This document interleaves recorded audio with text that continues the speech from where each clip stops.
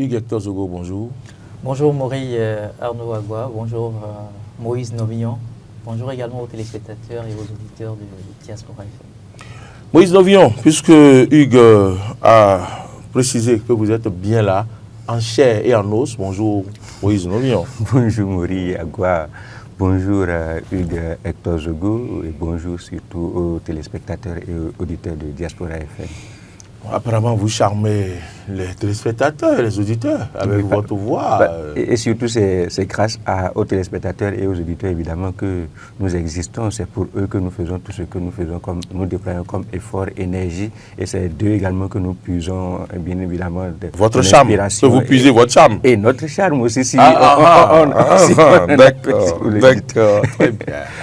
Alors, on va y aller tout de suite. Nous irons à l'international. C'est vrai que ça n'arrive pas souvent, mais ce titre de l'hebdomadaire La Croix nous intéresse ce matin. L'hebdomadaire qui n'a pas l'habitude de s'intéresser à la politique, mais on voit que le journal est en train de se bonifier avec quelques titres qui amènent quand même à comprendre que l'hebdomadaire catholique peut s'intéresser également à des questions internationales, à des questions politiques sur le plan national et à d'autres questions de société et tout ce que vous savez. Voilà, religion et tout.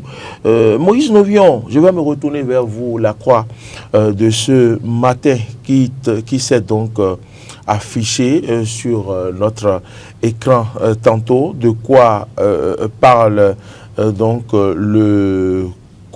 l'hebdomadaire de La Croix qui s'intéresse au mandat de Donald Trump qui désormais a fait 1 an, c'est bien 1 an.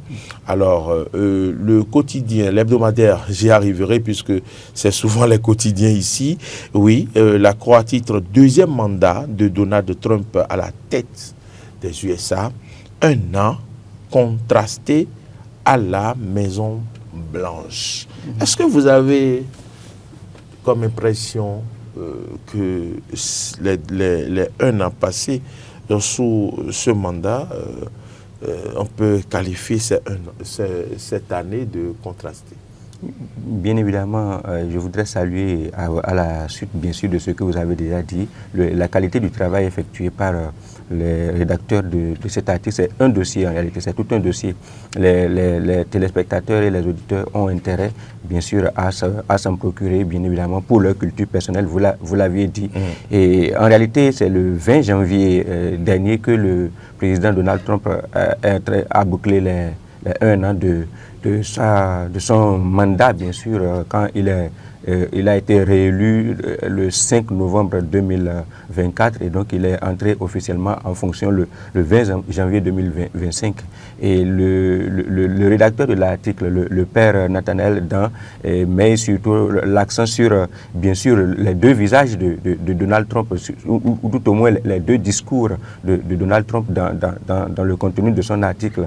Il ne faut pas oublier que officiellement, sans revenir sur beaucoup de détails, officiellement Donald Trump veut être l'apôtre de la paix mondiale. Il a même revendiqué à un certain moment de décrocher le prix Nobel de paix. Et je pense que Gianni Infantino, le président de la Fédération internationale de football, association FIFA, au détour d'une rencontre de travail dans les préparations de la Coupe du Monde à venir, à essayer de décerner un certain prix comme cela, si vous avez suivi un tout petit peu dans l'actualité. Et donc, à défaut du prix Nobel de la paix, la FIFA est allée faire quelque chose de ce genre-là pour essayer de faire plaisir, bien sûr, et de flatter l'ego de Donald Trump qui démontre quand même qu'il en a constamment besoin, en réalité, pour pouvoir s'affirmer et affirmer son autorité. On parle également surtout de bilan contrasté parce que, également, vous avez vu ses actions. Celui qui veut avoir le prix Nobel de la paix, par exemple, vous avez pu observer que il est allé quand même intervenir d'une certaine façon dans certains pays de façon unilatérale, qui ne sont pas forcément de nature. Oui, bien sûr, dans le discours, il dit que c'est pour préserver la paix. Ouais, l'intervention au Venezuela, vous avez suivi, ça a été largement commenté sur les réseaux sociaux, pour pouvoir enlever un chef d'État en fonction. Oui, on peut dire peut-être que tout n'était pas forcément fait dans les règles de l'art dans ce pays, mais en réalité, la Charte des Nations Unies interdit surtout en son article 2, alinéa 4, cette façon-là de violer la souveraineté des nations. Et donc, c'était une violation quand même. Vous avez vu également, en soutien à Israël, son intervention en Iran pour bombarder des sites stratégiques où le programme nucléaire iranien était supposé être très avancé. Et donc, vous voyez, il y a eu certains actes majeurs. Mais surtout, ce qui inquiète ici et dont le rédacteur de l'article parle surtout, c'est la volonté de Donald Trump en réalité de créer une autre structure, un autre organe, une autre institution qui va suppléer et fonctionner en parallèle vis-à-vis de l'Organisation des Nations Unies. Notamment, il a annoncé un conseil de la paix. Vous voyez, un conseil de la paix dans le contexte qui est le nôtre et où l'ONU semble être un tout petit peu quand même fragilisée. Vous voyez, et les conditions de la création de ce même conseil de la paix sont très complexes parce que il se dit par exemple que ceux qui vont en devenir les membres permanents, vous savez, au sein de l'ONU, il y a les membres permanents du Conseil de sécurité. Voilà, pour être par exemple membre du Conseil communal, il y a plusieurs critères, bien sûr. Conseil de la paix, de Donald Trump, ce qu'il veut créer pour remplacer un tout petit peu, pour concurrencer l'ONU, il faut débourser 1 milliard de francs CFA. Vous imaginez dans ces conditions, les pays, vous pouvez vous faire une idée des pays, par exemple, qui pourraient aller peut-être engorger, remplir ce conseil de sécurité ou bien ce conseil de la paix là, c'est-à-dire que en réalité, ceux qui vont finir par décider pour le monde et pour l'humanité, c'est ceux qui sont riches, c'est ceux qui ont de l'argent, c'est ceux qui ont la possibilité de débloquer, et c'est débloquer 1 milliard liquide. Vous comprenez, vous pouvez déjà vous faire une idée, les pétrodollars qui forcément ne respectent pas les règles de la démocratie, par exemple, mais qui ont des ressources, qui ont de l'argent, parce qu'ils vendent les hydrocarbures et ils sont super riches, ils ont une facilité déconcertante pour aller siéger dans ce conseil de sécurité du Conseil de la paix de Donald Trump, là, par exemple, et donc de décider pour le monde. Et donc on va mimer en réalité qu'on est en train de protéger, de préserver la paix avec des personnes qui, à aucun moment, n'avaient jamais voulu ou bien n'ont jamais voulu en réalité préserver la paix ou tout au moins c'est la question des intérêts personnels. Et il ne faut surtout pas oublier que les Américains en réalité, et ce n'est pas seulement les Américains, les Occidentaux en général, très organisés qu'ils sont, on peut penser que Donald Trump ne comprend pas ce qu'il fait. On peut penser que oui, c'est un fougueux, c'est un ambitieux, c'est peut-être un prétentieux, je mets tout ça entre guillemets, mais en réalité, c'est astucieux. C'est astucieux. Donc il sait bien ce qu'il fait. C'est pas il sait, c'est ils savent bien ce qui se passe. Ils sont combien? C'est que je parle bien sûr de ceux qui sont en train de diriger le monde depuis. Voilà. Et donc vous imaginez, en fait, ils sont bien conscients de ce qu'ils sont en train de faire parce que il faut le dire, les institutions supranationales, c'est pas seulement sur le continent africain, en général sont en train d'arriver en réalité à leur apogée. Vous avez l'ONU devient de plus en plus inaudible, pardon. C'est difficile pour l'ONU aujourd'hui de faire entendre sa voix et de tonner et d'obtenir en réalité gain de cause de la part des nations, des États, comme par le passé. Tout ce qui se passe en Afrique de l'Ouest, par exemple, si on ramène le sujet chez nous, par parallélisme bien sûr, tout ce qui se passe en Afrique de l'Ouest avec l'AES par exemple, à une certaine époque, aurait été difficile à faire avec simplement un communiqué de l'ONU. Si tout le monde commence par dire c'est l'ONU qui refuse, c'est l'ONU qui refute, c'est l'ONU qui dit, ouais, à tout moment, dès que ça commence comme cela en réalité, il y a tout au moins une certaine flexibilité. Les dirigeants avaient un peu plus de crainte et pouvaient reculer avec plus d'aisance.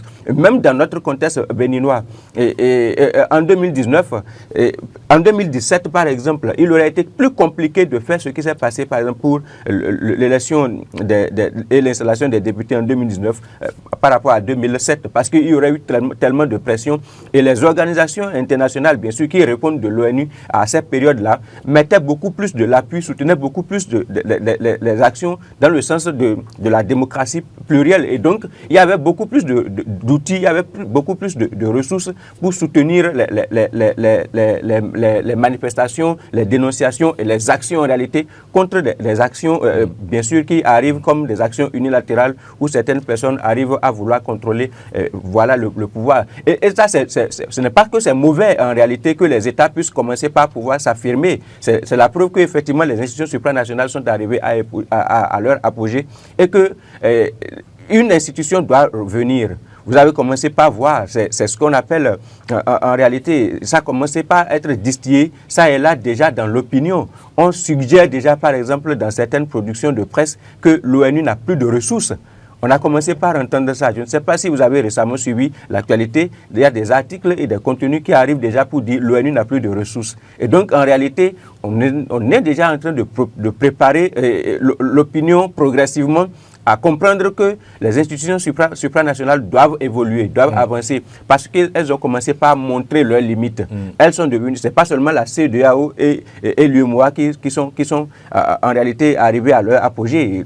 L'ONU également est en train de finir. Oui. Et donc, évidemment, l'ONU a fait son temps.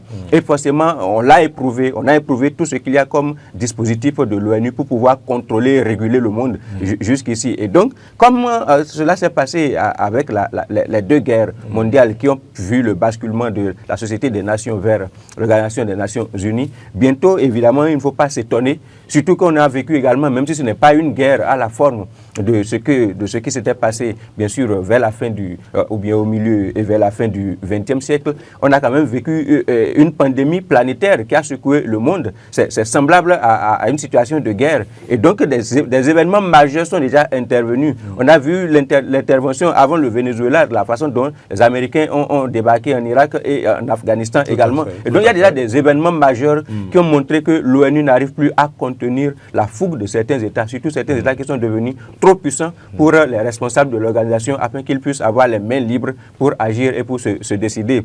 Et donc, je pense que c'est surtout dans ce sens-là que les confrères de la Croix ont voulu évidemment réfléchir. Ils n'ont pas seulement réfléchi sur les deux visages de Trump. Figurez-vous, le jour même où Donald Trump revient au pouvoir, c'est-à-dire le 20 janvier 2025, c'est pas moins de 26 décrets présidentiels qu'il a signé le même jour-là. Ah oui. Et sur le mandat, c'est 227 décrets présidentiels qu'il a signés. Et c'est des décrets dans tous les sens, que ce soit sur l'immigration, c'est beaucoup plus relayé, que ce soit le commerce international, la douane, que ce soit les questions de diversité. Vous voyez, c'est beaucoup, c'est un fourre-tout. Et ce fourre-tout-là, il refuse en réalité, pour faire ça, il refuse de travailler avec le Congrès en réalité. Parce qu'il a envie de bousculer en réalité l'ordre qui était établi. La même chose se passe sur le continent africain également. Ici également, on voit de nouveaux dirigeants qui arrivent et qui parviennent à bousculer une certaine façon de faire l'ordre établi parce qu'ils ont envie d'implémenter une nouvelle dynamique. En réalité, c'est de ça qu'il s'agit. Donc, il faut comprendre que, bien évidemment, on est en train d'arriver vers une nouvelle façon de faire, une nouvelle réalité. Et ça va embraser tout le monde. Si les Américains commencent pas à dire, il faut être très sûr que ça va arriver. En fait. Mais vous avez évoqué l'immigration. Oui. On voit quand même cette lutte, cet engagement contre l'immigration. Est-ce que c'est des éléments qui peuvent amener à parler d'un an contrasté, par exemple? Oui. On parle de Goéland, de plus en plus. Oui, est-ce qu'on veut annexer le Goéland? Oui, vous voyez, jusqu'ici, en réalité, le monde, et surtout les Américains... On a vu récemment ce qu'on n'a jamais vu, descendre chercher un président. Aller chercher un président, élu dans un pays. Qu'est-ce qui se passe? Non, c'est pas on n'a jamais vu, ils ont déjà fait ça en Irak, ils sont déjà allés faire ça en Afghanistan. C'est vrai que peut-être, oui, dans le discours et dans la façon de faire, ça a changé. On a pensé qu'on ne pouvait plus revivre ce genre de situation en réalité. Mais on l'a vécu quand même. Vous savez, par rapport à l'immigration, c'est que c'est pas seulement les Américains. Avant même les Américains, c'est que les Américains et surtout Donald Trump est arrivé avec une certaine certaines mains de fer. Parce que ce qui a fait les États-Unis en réalité, c'est, comment on dit, c'est la diversité de son peuple, la capacité pour le peuple américain de venir de partout. Et vous voyez, ils ont même jusqu'à des politiques d'immigration. Et c'est eux qui ont commencé avec les loto-visas, par exemple, pour offrir gratuitement la chance. Désormais. Voilà, pour offrir gratuitement. Mais c'est que le problème, c'est qu'ils ont commencé par observer en réalité qu'ils ont commencé par être acculés sur leur sol. Et surtout, c'est que certains parmi ceux qui arrivent dans ces conditions-là, de manière irrégulière, les Américains ne refusent pas que les gens arrivent. Ils disent simplement de venir régulièrement. Mais surtout, le flux qui arrive de façon irrégulière, non seulement est devenu trop nombreux, mais c'est que ce flux-là également, dans ce flux-là, il y en a qui ne respectent pas la législation américaine en réalité et qui commettent également des forfaits sans précédent, c'est-à-dire les attaques, je mets ça en guillemets, terroristes. C'est pas en guillemets, on a vu des fusillades par exemple qui ont éclaté dans des quartiers populaires où c'est des citoyens américains qui ont perdu la vie dedans par exemple. Et donc ça a commencé par inquiéter les Américains. Ils pensent en réalité qu'ils doivent réguler, contrôler davantage, et surtout Donald Trump en tête, ils pensent qu'il faut contrôler davantage. Et bien sûr, vous savez, aux États-Unis, il y a le discours. Il y a aussi les Mexicains, voilà, les Cubains et tout ça. Voilà, qui et donc il y a les conservateurs qui pensent qu'il faut laisser le pays comme c'était dans tous les pays. On voit ça ici au Bénin, quand Patrice Talon est arrivé avec la réforme du système partisan. Il y a ceux qu'on peut considérer comme des conservateurs. On dit qu'il faut laisser notre démocratie comme c'était et que c'est ce qui a amené Patrice Talon au pouvoir. Et donc qu'il faut continuer par faire comme on faisait. Donc il y a toujours un peu partout de ces personnes-là. Et surtout aux États-Unis, la question des conservateurs, ils ont tellement de pouvoir et de puissance qu'ils arrivent à bousculer une certaine hiérarchie, une certaine façon de faire. Donc il faut évidemment un dur à cuire comme Donald Trump pour pouvoir essayer en réalité d'implémenter une nouvelle marche. Et moi, avec recul, je me dis que ce n'est pas anodin en réalité qu'on ait permis à Donald Trump de revenir. Je me dis cela, surtout peut-être que ça a été calculé. Est-ce qu'on lui a permis? Il a travaillé pour... Oui, bien sûr, je dis bien, ce n'est pas anodin, parce que c'est les Américains qui ont permis. Les Américains ont épousé sa politique, il est d'abord arrivé, son plan d'action, il a dit tout ce qu'il allait faire. Il est d'abord arrivé, oui, il est d'abord arrivé. Vous voyez, dans la logique, vous voyez, c'est une question, le monde c'est beaucoup plus, surtout dans ces régions du monde-là, c'est beaucoup plus des questions de stratégie. Il est d'abord arrivé, il a fait 4 ans. On a vu sa façon de faire. On a ramené quelqu'un qui est plus doux. Mais il n'a pas voulu partir, il n'a pas voulu partir, il faut rappeler ça. L'événement il n'a pas voulu de partir, Capitole et tout ça, là, il n'a pas voulu partir. Bien et sûr. quand il est parti, vous avez vu bien sûr. tout ce qu'il Oui, mais on l'a laissé partir. Pour... Il est parti quand même, on l'a aidé à partir. Et Biden est venu et ça a permis en réalité de comparer les deux manières de faire, de voir ce que le peuple était enclin à accepter et de permettre peut-être, parce que n'oubliez pas, il y a quand même beaucoup de dossiers contre l'administration Trump, contre la personne de Trump d'abord et après contre l'administration Trump. Et donc il y a eu beaucoup de plaintes en réalité déposées contre lui. Pourtant, avant même qu'il ne revienne au pouvoir, bien sûr, même quand il est au pouvoir maintenant, il continue de pleuvoir des plaintes contre son administration et parfois contre sa personne. Et donc, mais cela n'a pas empêché quand même qu'il puisse revenir se représenter et se faire élire. Et donc, avec recul, je dis bien avec recul, on ne fait que commenter, on ne fait qu'analyser ici. Avec recul, je me dis que c'est peut-être un tout petit peu stratégique. On a permis en réalité de pouvoir imprimer deux manières de faire différentes pour voir à quoi est-ce que le peuple bien sûr américain d'aujourd'hui, qu'est-ce qu'il est capable d'accepter. Et on a vu le fait même d'aller s'attaquer au Capitole pour empêcher que Donald Trump parte. C'est une façon de dire que le peuple américain avait déjà accepté. Une certaine partie quand même du peuple américain avait déjà accepté la façon de faire de Donald Trump. C'était un message laissé en réalité pour ce qui pouvait arriver plus tard. Et ça n'a pas raté. Donald Trump est revenu, il a rempilé, il est maintenant là. Et nous voyons ce qu'il est en train de faire et ce qu'il propose maintenant. Et donc en réalité, et quand les Américains commencent comme ça, nous le savons tous, quand ils commencent comme cela, en général ils vont au bout. Et donc réellement, il faut s'attendre les prochaines années à ce qu'une institution comme l'ONU, même si elle ne disparaît pas d'emblée, puisse quand même subir une refonte complète. Comme également au Bénin, il y a eu une refonte complète de notre système. Et donc, il ne faut pas s'étonner à ce qu'il y ait une refonte complète du système onusien dans les années à venir. Et donc, où les Américains vont toujours conserver leur influence, leur domination, comme cela a été le cas jusqu'à présent. On va écouter Hugues Hector Zogo sur la question et si vous avez d'autres aspects à faire ressortir. Hugues Hector Zogo, est-ce que vous avez quand même cette impression que on a vécu un an contrasté sous le deuxième mandat du président états-unien Donald Trump? Je vais commencer déjà par dire que l'hebdomadaire La Croix du Bénin, c'est l'hebdomadaire catholique certes, mais c'est l'hebdomadaire qui consacre plus de ses pages en réalité à l'analyse politique. Et vous avez par exemple la rubrique Res Publica, qui est une rubrique assez fondée à partir de laquelle on arrive quand même à bénéficier des analyses politiques. Également, quand vous parcourez leur éditorial pour la plupart du temps, vous vous rendez compte quand même que c'est pour pouvoir se prononcer sur des questions de société, mais qui touchent la vie politique. Et c'est dans cela qu'il faut saluer la mémoire du père Quenom, qui a été son ancien directeur de publication, mais qui aura permis au peuple béninois de redécouvrir autrement. Vous vous rappelez de l'année 2014 ça fait déjà 10 ans. 2014 ou bien 2016? Je n'ai pas la date précise sur moi là. Je vais checker tout à l'heure et revenir sur cette information, mais ça fait pratiquement déjà 10 ans. On se rappelle qu'on en a parlé sur un de nos plateaux. Oui, c'est vrai. Alors, donc, c'est le lieu de saluer sa mémoire pour mais il faut saluer aussi le directeur de publication qui est là actuellement. Actuellement. Et c'est la preuve quand même que le catholique s'inscrit toujours dans une démarche de paix. Vous avez un chat dans la gorge. Oui, je m'en excuse. C'est la preuve que le catholique s'intéresse, ou le religieux catholique s'intéresse toujours à une démarche de paix. Et quand on va à l'international, nous présentons aujourd'hui la figure de Donald Trump en parlant d'un an de sa présence à la tête donc, de la Maison Blanche. Et quand on présente le personnage comme quelqu'un qui a été versatile dans sa démarche, je dis a priori non.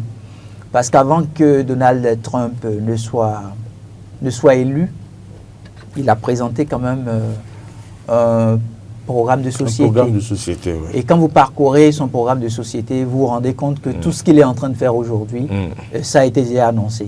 Donc, on peut le respecter déjà pour cette démarche du respect de ce qu'il a annoncé. Et le premier décret qu'il a signé dès l'investiture, il a dit tout à l'heure, Moïse, dès le premier jour. Le jour, pour ne pas dire les premières heures. C'est 26 décrets le Exactement. premier jour. Donc déjà à partir de ce moment-là, on s'est dit, l'administration est en train de changer effectivement de figure. Et il a signifié, le plus important pour lui aujourd'hui, c'est de faire respecter les États-Unis au monde entier. Peu importe qui vous êtes, que vous soyez président de la Russie ou peu importe le titre que vous portez, vous avez le devoir et l'obligation de respecter les États-Unis.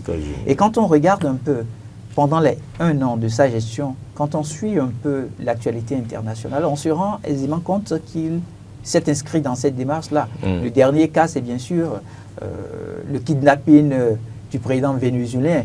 Et vous avez vu dans quel environnement ça a été fait.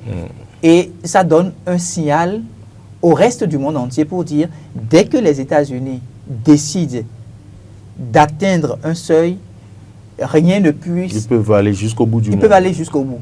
Et donc, aujourd'hui, la grande question relative quand même au Conseil de la paix qui bouscule l'ONU, on peut peut-être ne pas mieux apprécier, mais c'est en réalité l'Afrique qui est visée.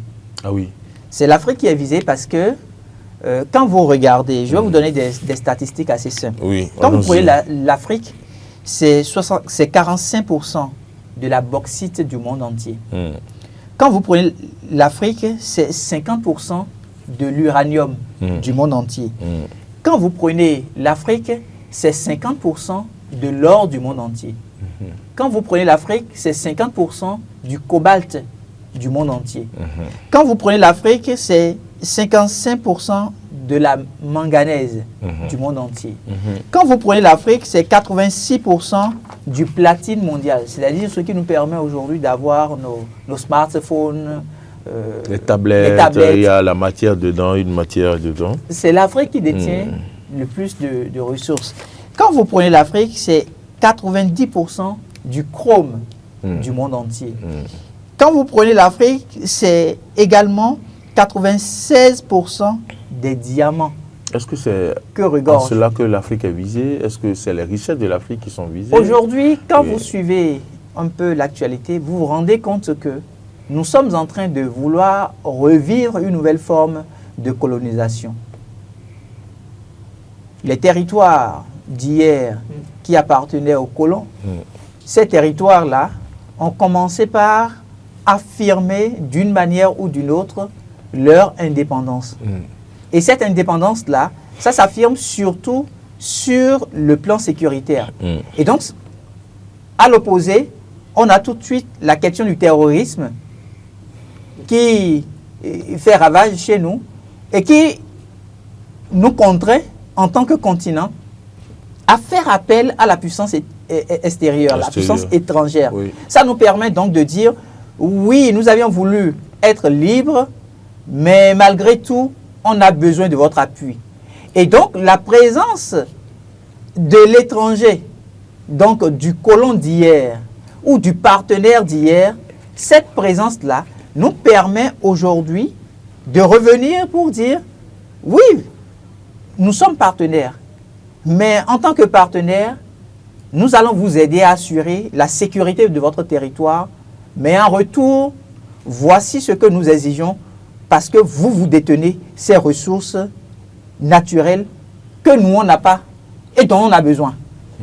Quand vous prenez le pétrole, regardez un peu la guerre qui se mène autour du pétrole. Donc, c'est en fait, les États africains aujourd'hui travaillent énormément à pouvoir siéger au sein du Conseil de sécurité de l'ONU. Et on se rend compte que des États comme le Nigeria, par exemple, pourront avoir facilement gain de cause. Parce qu'il faut voir le nombre de milliardaires qui se retrouvent aujourd'hui au niveau du Nigeria.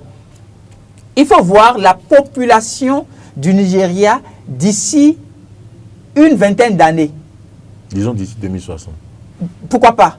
Et mieux, on peut ne pas aimer Nicolas Sarkozy, mais il y a des vérités crues qu'il partage. Il dit, le premier défi ou la première richesse qui permet à un État de pouvoir, sur le plan international, s'affirmer, c'est quoi? C'est la population.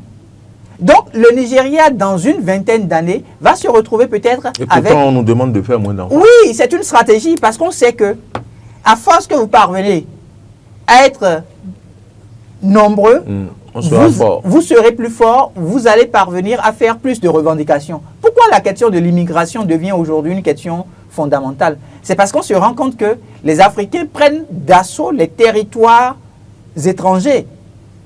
Et plus ils seront nombreux, plus ça va être difficile. Des postes. Plus ça va être difficile pour l'armée du pays de pouvoir les contrer quand ils vont se retrouver dans la rue. Et donc, aujourd'hui, le Nigeria, par exemple, qui est en train de travailler corps et âme pour pouvoir rejoindre le Conseil de sécurité de l'ONU, dès qu'il vient, ça devient une force pour l'Afrique. Or, on sait que dès que vous êtes au sein du Conseil de sécurité de l'ONU, vous détenez le droit de veto. À partir du droit de veto, on ne peut plus prendre un certain nombre de décisions contre votre continent sans que vous ne puissiez donner votre aval. Et donc, qu'est-ce qu'il faut faire aujourd'hui pour éjecter totalement l'Afrique du système, mais tout en le gardant? Est-ce que c'est seulement le continent africain qui est concerné? C'est plus le continent africain qui est concerné. Ce n'est pas que les Africains qui vont aux États-Unis. Non, c'est-à-dire, là, le défi, ce n'est pas pour rien que je suis parti, en fait, des ressources dont dispose en fait l'Afrique. Qu'est-ce qui fait que... Qu'est-ce qui donne la présence? Il y a la question pour annexer le Groenland, par exemple, qui est une question cruciale, qui est sur le tapis. Qu'est-ce qui donne la présence des Américains sur le territoire africain aujourd'hui? Qu'est-ce qui donne la présence des Russes sur le territoire africain aujourd'hui? Tout ce que vous avez cité comme... C'est tout ce que nous avions cité comme ressources. Et donc, ils en ont besoin. Eux, ils n'en ont pas. Ils se proclament être première puissance du monde, mais ils ne peuvent pas être cette première puissance-là sans ces ressources-là que nous autres, nous détenons. Et c'est pour d'ailleurs ça qu'ils ont tué tout récemment Kadhafi. Parce qu'ils se sont rendus compte que l'Afrique, finalement, après avoir eu Kwame Nkrumah, après avoir eu Thomas Sankara, après avoir eu Nelson Mandela, après avoir eu Marcus Garvey, qui ont travaillé à la démarche du panafricanisme, du moment où il y a eu du recul et qu'il n'y a plus de leader, Kadhafi voulait effectivement travailler à la réunification de l'Afrique. D'une manière ou d'une autre, le message allait porter. Même si ce n'était pas forcément autant de Kadhafi, il y avait quand même beaucoup de stratégies qui se mettaient en place par Kadhafi. Quand il a été tué... Dans la monnaie, hein. Comme la monnaie, par exemple, qui est un outil de souveraineté. Et il en avait les moyens. Oui. Il en avait effectivement les moyens. Quand ils ont tué Kadhafi, la Libye, qu'est-ce que c'est devenu? Ça, le fait que Kadhafi soit tué, c'est ça qui a donné naissance encore plus au djihadisme et tout ce que... Évidemment, parce que quand Kadhafi était là, avec des armes redoutables. Il avait une mainmise sur toute cette communauté-là. Il savait comment gérer cette communauté-là pour que le message envoyé par les partenaires extérieurs que nous connaissons, ces partenaires stratégiques d'une manière ou d'une autre, qui viennent nous apporter des programmes, il était la personnalité idéale qui essayait de calmer les ardeurs. Aujourd'hui, la Libye a été détruite. Le Sahel, vous savez ce que c'est devenu. Donc, Donald Trump ne fait que mettre en application la politique étrangère des États-Unis. Ce n'est pas la figure de Donald Trump. C'est vrai que c'est lui qui prend les décrets, c'est lui qui signe pratiquement tout aujourd'hui au nom des États-Unis d'Amérique, mais c'est ce que les États-Unis d'Amérique voulaient. Et c'est ce qu'ils sont dans la nature. Évidemment. Et c'est la raison pour laquelle Donald Trump draine une certaine partie, quand même, une bonne partie de la population avec lui. C'est-à-dire que c'est véritablement la nature de l'Américain. Et les c'est Américains vrai, la diplomatie. Les souches sont très fiers de évidemment. Parce que, écoutez, il y a quelques années en arrière, quand on vous dit, celui que vous avez en face de vous, c'est un Américain, il y a une certaine crainte que vous avez de lui. Mais aujourd'hui, à la limite, on a commencé par se dire américain, est-ce qu'il est au-dessus d'un Russe? C'est des questions. Donc, à partir du moment où on remet en fait, dès que le doute plane sur est-ce que les États-Unis d'Amérique constituent toujours la première puissance mondiale avec tout ce que le Japon fait aujourd'hui, avec tout ce que la Chine fait également. Donc, à partir du moment où le doute est en train de planer, il faut que les États-Unis puissent se repositionner. Et c'est pour ça d'ailleurs qu'au cours de cette première année, Donald Trump a posé des actes assez forts. Le personnage dit « je veux avoir le prix Nobel de la paix ». Et celui qui aspire à obtenir le prix Nobel de la paix, tout le monde sait quand même les actes qu'il faut poser pour espérer bénéficier du prix Nobel de la paix. Mais il le dit, il attire votre attention sur un fait, mais il pose que des actes qui sont en contrario avec ce qu'il fait. En contradiction. En contradiction. Donc ça voudrait dire qu'il vous emmène sur une piste, vous vous attardez sur cette piste-là, et les enjeux sont déjà ailleurs. Les enjeux sont ailleurs et lui, il développe ses stratégies, surtout les stratégies militaires. Et surtout, je voudrais vous compléter, quand vous étiez en train de dire qu'en réalité c'est l'Afrique qui est dans le viseur, c'est très important de revenir sur ça. Effectivement, c'est l'Afrique qui est dans le viseur parce qu'en réalité, de plus en plus, l'Afrique s'affirme. Donc, quand je disais tout à l'heure qu'il y a beaucoup de choses qui se sont passées sur le continent et qu'au début des années 2000, ça n'aurait pas pu avoir cours, c'était en réalité ce que j'étais en train de souligner. L'AES, par exemple, il aurait été très compliqué en réalité pour les États de l'AES, par exemple, d'être en train de se comporter comme ils le font là, demander à la France de partir, demander à l'ambassadeur des États-Unis de partir, avec une facilité quand même un tout petit peu déconcertante. Et donc, il ne faut pas permettre surtout que ces petites nations, je mets ça entre guillemets, par rapport bien sûr aux Américains et à la façon dont ils se sont comportés tout le temps, il ne faut pas leur permettre en réalité de s'affirmer davantage. Et donc, il faut réussir rapidement à reconfigurer en réalité les enjeux et surtout la façon de faire les choses jusqu'ici. Et donc, c'est le plan là qui est en marche. En allant chercher Nicolas Maduro, comme il le fait là, c'est un avertissement en réalité. prenez le cas du Niger. Qu'est-ce qui est aujourd'hui à la base de la destruction de ce pays, si ce n'est pas l'uranium? Vous avez la France qui est présente, vous avez la Russie qui est présente, vous avez les États-Unis qui sont là également. Et donc, 3 grandes puissances mondiales. Et tout le monde veut rechercher la ressource. Et pas que, il y a la Chine. Et ce n'est pas seulement le Niger. Même si on va en Afrique centrale, au Congo, en centrale, ce qui a fait que Bangui est resté ce que le Bangui est demeuré jusqu'à aujourd'hui, c'est à cause de son sous-sol, la RDC. Ce qui fait le problème de la RDC, c'est à cause de son sous-sol. Et toutes les puissances sont là. Et donc, en réalité, les enjeux sont tellement colossaux que dès qu'on commence par observer des failles, on commence par colmater. Et donc, ce qu'on voit comme contraste de Trump, là, en réalité, ce n'est pas contraste. C'est une stratégie qui est en train d'être déployée. Et donc, il faut que l'Afrique puisse comprendre cela et anticiper dessus. Et c'est pour ça qu'il faut protéger des dirigeants comme Patrice Talon, par exemple, qui ont la capacité, qui ont de la vision, qui ont la possibilité de mettre fait. Parce qu'en réalité, si vous ne vous alignez pas par rapport aux réalités qui sont en train d'arriver là, par rapport aux enjeux, qui sont en train d'arriver là, si vous ne comprenez pas la dynamique pour vous ajuster, revoir votre façon de faire et que vous persistez dans votre manière traditionnelle de faire,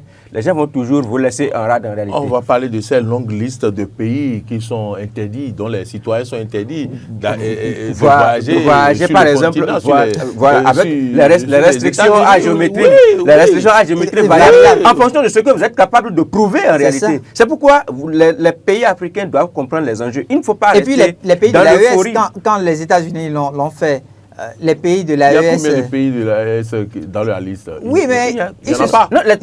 Ils étaient tous cités et puis ils ont adopté. Quand je dis la liste dont les citoyens peuvent aller aux États-Unis. Oui, mais ils ont appliqué aussi la réciprocité. Suivant les réalités. Ils ont appliqué la réciprocité. Donc, si vous êtes citoyen américain, vous devez vous retrouver sur le territoire de l'AES. Les conditions doivent être les mêmes que les conditions par rapport, bien sûr. Évidemment, c'est ça qui pousse en fait nos États africains à se faire respecter. Il est revenu de manière stratégique sur d'autres chefs d'État. Ça peut paraître à la limite anodin pour certains, mais très peu de chefs d'État peuvent se rendre au niveau de la Chine et faire la revue de troupes sur tapis rouge. C'est-à-dire que le président chinois, il ne va pas recevoir tous les chefs d'État sur un tapis rouge avec la troupe chinoise. Mais revisiter un peu l'accueil qui a été réservé au président Patrice Talon quand il s'est rendu en Chine avec la délégation, que ce soit des opérateurs économiques béninois ou que ce soit la délégation gouvernementale. Et donc, pour que l'Afrique se fasse respecter, c'est vrai, on a pris la question du panafricanisme comme un défi majeur, mais on s'est rendu compte que les puissances étrangères surfent sur ces éléments-là pour nous faire davantage mal. Il suffit seulement qu'ils identifient le leader qui porte la conviction, ils l'affaiblissent, et puis l'Afrique prend encore peut-être 10 ou 15 années de recul. Par exemple, la question monétaire, c'est une question de souveraineté. Où est-ce que nous en sommes aujourd'hui? Il y a quelques années en arrière, vous aviez vu la Côte d'Ivoire, par exemple, qui avait pris des initiatives dans ce sens-là. Aujourd'hui, c'est devenu lettre morte. Et pourquoi? Donc, c'est des questions qui doivent pouvoir susciter l'intérêt des citoyens que nous sommes, des citoyens africains que nous sommes. Ne devons pas laisser ces questions de souveraineté être l'apanage exclusivement de nos dirigeants. Parce que dès qu'ils arrivent à affaiblir nos dirigeants, c'est le continent pratiquement qui en pâtit. Donc pour moi, pour me résumer, oui, c'est un bilan au regard contrasté, mais c'est en réalité ce que les États-Unis d'Amérique souhaitaient. C'est pourquoi ils ont accordé... Il faut que l'Afrique se prépare. Il faut que l'Afrique se réveille. Parce il faut que l'Afrique se réveille. Il a dit, on est passé de la SDN au niveau de l'ONU. D'accord? Aujourd'hui, on passera de l'ONU au Conseil de paix. Et dès qu'on arrive à franchir cette barrière-là, c'est fini, l'Afrique va disparaître. Parce que l'Afrique n'aura pas suffisamment de représentants au au niveau de ce conseil-là... Ouais, il faut débourser, ne serait-ce que le critère là déjà, il faut débourser 1 milliard. Les personnes qui nous remettent les sous, là où on va chercher l'argent, nous tous on le sait, c'est auprès des institutions contrôlées par ces mêmes personnes qui sont en train de fixer ces critères. Évidemment. Est-ce qu'ils vont vous remettre 1 milliard pour que vous puissiez faire votre entrée au Conseil de sécurité? Et puis quand on parle de 1 milliard, il faut préciser que la devise est en dollars. Voilà. On n'est pas en train de parler d'1 milliard de francs CFA. Voilà. Quel chef d'État aujourd'hui africain, juste pour siéger au sein du Conseil de paix, voudra débourser 1 milliard de dollars? Non, mais je veux même qu'il y ait des chefs d'État qui voudront. Non, où est-ce qu'ils vont trouver cet argent? C'est ça. Oui, c'est ce qu'il dit. Voilà, Parce donc que c'est de ça qu'il s'agit en réalité. Il y a des hôpitaux à construire, il y a des écoles à construire, il y a l'eau potable à offrir aux populations. Il y a les salaires. Il y a les salaires à payer. Donc, l'Afrique aujourd'hui se retrouve au seuil de la construction de son développement. Et c'est en ce moment-là que les puissances étrangères viennent pour dire oui, l'ONU est en train de connaître son apogée, allons vers une nouvelle puissance mondiale qui porte le nom de Conseil de la paix. Une minute, nous finissons sur le sujet, s'il vous plaît. Une minute. Et c'est là, en fait, quand je faisais allusion aux États de l'AES, c'est pas que je suis d'accord 100% avec ce qui se passe au niveau de l'AES, mais tout n'est pas mauvais en réalité aussi dans ce qui se passe. C'est-à-dire que même, c'est une sorte de rébellion, même dans les familles on constate ça. Il arrive des enfants qui peuvent se rebeller contre leurs parents à cause de certaines réalités ou bien de certaines volontés. Et donc, ce qui se passe dans les pays de l'AES, ils doivent avoir de l'intelligence pour ne pas décider de se ranger entre pays, en fait, de se donner un certain destin à part alors que nous sommes... De se mettre en autarcie comme... Ce qui caractérise ce qui caractérise IB, Tiani et peut-être Goïta, caractérise également Patrice Talon, c'est l'audace que ces chefs d'État... Ce qui les caractérise, c'est le coup d'État. Non, attendez, non, c'est l'audace... C'est le demi-attente commun. Attendez, s'il vous plaît, c'est l'audace quand même de faire certaines choses. Non, c'est pas l'audace. S'il vous plaît, permettez-moi que je finisse. Là, vous voulez relancer le débat, monsieur. Non, je ne relance pas. Il est l'heure. J'ai demandé une minute, vous ne m'avez pas permis d'aller. Mais vous avez eu une minute, non? Parce que si vous intervenez dans ce que je suis en train de dire, vous n'allez pas me comprendre. Mais est-ce que moi j'interviens dedans? Donc, s'il vous plaît, permettez-moi d'aller au bout. Parce qu'en réalité, c'est que les 8 minutes sont passées. C'est la répartition de l'audace qui n'est pas la même. Sinon, c'est aussi un cran. Un certain cran que de demander par exemple aux Américains et aux Français de partir. Il faut avoir du cran, il faut avoir du culot pour le faire. C'est aussi du culot également pour que Patrice Talon puisse faire une réforme du système partisan comme il a pu le conduire ici. Donc il y a un certain courage quelque part. Mais dans l'autre sens, c'est qu'ils sont arrivés par les armes. Ils doivent comprendre qu'en réalité, nous avons dépassé ce niveau-là, cette façon-là de faire. Et on leur demande simplement d'organiser des élections, mais et surtout de partager leurs visions et leurs idées avec des gouvernements civils et de rester dans ce qu'on a de commun, dans les espaces qu'on a en commun, de continuer par collaborer en réalité pour en arriver au bout de ce que nous avons comme défi. Et c'est des défis communs en réalité parce que c'est les mêmes populations, c'est les mêmes espaces géographiques. Ils n'ont pas des problèmes que nous n'avons pas en réalité en tant que tels. Donc c'est dans la façon de faire qu'il y a la différence. C'est ce que je voulais faire. Très bien, on a compris. Non, s'il vous plaît. Vous ne pouvez pas. Vous avez dit le dénominateur commun et qui est le coup d'État. Et c'est déjà bon. Moi, il est l'heure. Et puis, on peut revenir là-dessus après. Mais cette fois-ci, il faut respecter l'heure. On va y aller. On va y revenir. Merci à vous.